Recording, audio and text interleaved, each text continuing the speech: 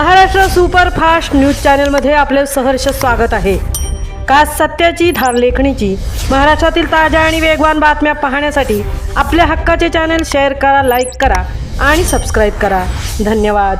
श्रीवर्धन तालुक्यात कडव्यावालासह कडधान्याचे उत्पादन घटले। मोकाट घोडे आणि गुरे यांच्या त्रासाला कंटाळून शेतकऱ्यांनी पीक घेणे केले बंद। श्रीवर्धन तालुक्यामध्ये ज्या ठिकाणी शेतामध्ये भात कापणी झाल्यानंतर भरपूर प्रमाणात ओलावा असतो, अशा जमिनीवरती वाल, चवळी, मूग, उडीद अशा कडधान्यांची पिके मोठ्या प्रमाणावर घेतली जात असतात। यामधील कडव्यावालाचे पीक हे खूप मोठ्या प्रमाणात घेतले जाते, कारण कोकणामध्ये व रायगड जिल्ह्यामध्ये कडव्यावालाच्या गावठी शेंगा झाल्यानंतर पोपटी लावण्याची परंपरा अजून सुरू असते।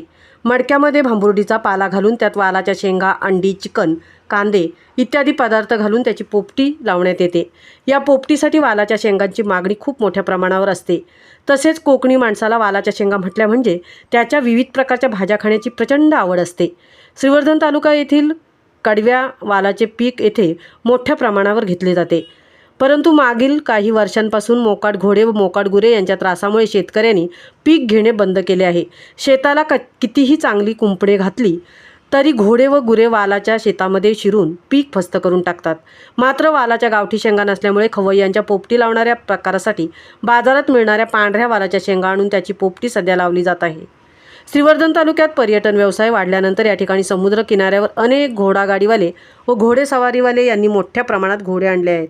मात्र दिवसभर धंदा केल्यानंतर सदर घोड्यांना आपल्या घरी बांधून ठेवून खायला घालणे शक्य असून सुद्धा सदरचे घोडे मालक हे घोडे मोकाट सोडत असतात।